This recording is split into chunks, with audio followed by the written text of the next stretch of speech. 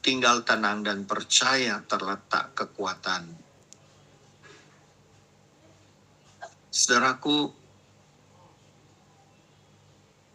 baru dalam 1 bulan saya kehilangan 3 orang yang cukup saya kenal dengan dekat. 1 orang yang masih muda sekali dan melayani Tuhan, belum berkeluarga. Dia dipanggil pulang Tuhan. Dia seorang anak Tuhan yang kreatif, worship leader. Dan banyak orang yang kehilangan dia. Yang seorang lagi yang memang sudah berusia 77 tahun. Dan seorang hamba Tuhan, masih saudara saya sendiri. Ya. Semua orang merelakan, keluarganya merelakan. Dan hal itu bisa dipahami.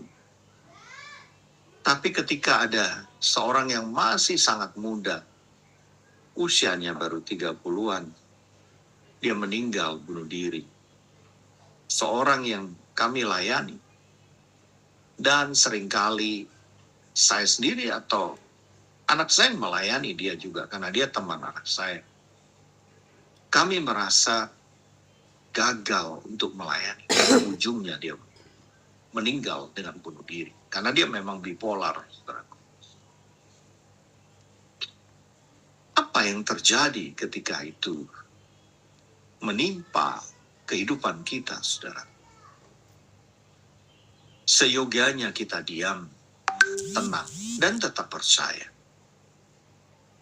Tidak seperti Petrus yang sudah berjalan di atas air, mengalami mujizat Tuhan, tapi mulai gelisah, merasa ragu, akhirnya tenggelam. Mari kita diam, mari kita tenang, mari kita percaya. Kelihatannya enak membaca ini, tetapi ketika situasi itu menimpa kita, kita menjadi gelisah, kita menjadi ragu, kita menjadi takut, kita menjadi bertanya-tanya, kenapa ini, kenapa itu. Saudaraku, ini saya alami. Mari kita diam, tenang, dan percaya, karena disitulah kekuatan kita. Ya mau apa lagi udah terjadi. Ya. Mari kita percaya bahwa kedaulatan Tuhan itu mutlak, kemahatauan Tuhan itu lebih daripada kita. Dan yang terakhir, saudaraku, ketika kita menghadapi kedaulatan Tuhan, mari kita percaya, in His time He make all things beautiful. Ada momen ilahi yang sempurna, yang memang harus terjadi.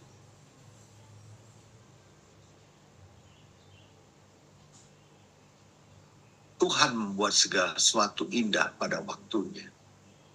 Bahkan Tuhan memberikan kekekalan dalam hati mereka. Sayangnya manusia tidak dapat menyelami pekerjaan dilakukan Allah.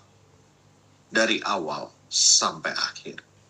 Itulah perkataan dari Raja Salomo dalam kitab Pengkhotbah 3 ayat 11, saudara.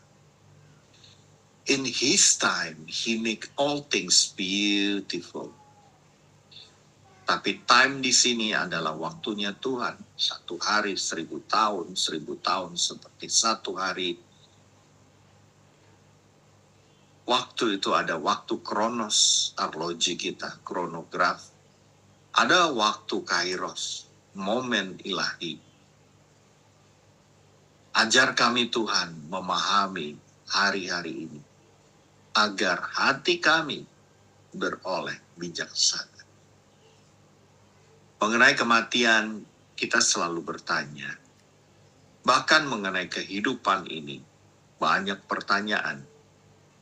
Tapi percayalah saudaraku, kalau sakitmu sudah didoakan, belum sembuh, tetaplah percaya kepada Tuhan Yesus. Ketika hubungan belum disempurnakan dengan suamimu, dengan istrimu, dengan anakmu, tetap percayalah bahwa Allah itu mengasihi kita. Dia tidak meninggalkan kita. Ketika usaha kita belum lancar, ekonomi kita belum dipulihkan seperti apa adanya, percayalah bahwa kita pasti Tuhan pelihara. Siapa yang mencari Tuhan, dia tidak akan kelaparan. Kita tidak akan miskin. Mungkin gaya hidup kita turun. Kita tidak bisa makan seperti yang kita mau. Tapi kita tetap bisa makan, tetap bisa minum, tetap bisa berteduh, tetap punya pakaian. Mari kita belajar bersyukur, saudaraku, sambil menikmati kehidupan ini dengan hati yang percaya. We never alone. Kita tidak pernah sendiri, saudara. Dia selalu menyertai kita. Dia bahkan setia menjagai hidup kita.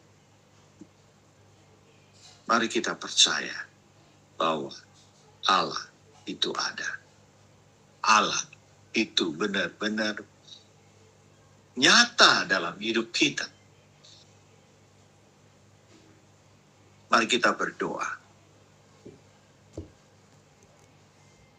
Demikianlah tadi kita mendengarkan firman Tuhan yang dibawakan oleh hambanya Yakub Ezra. Kita diingatkan bahwa kita jangan terlalu kepo kenapa itu si Anu dia masuk surga apa enggak. Enggak usah kita hanya memikirkan yang tidak mampu kita pikirkan, karena itu adalah haknya Tuhan. Yang penting kita selalu diam dan tenang. Kita selalu percaya pada Tuhan, apa kata firman-Nya.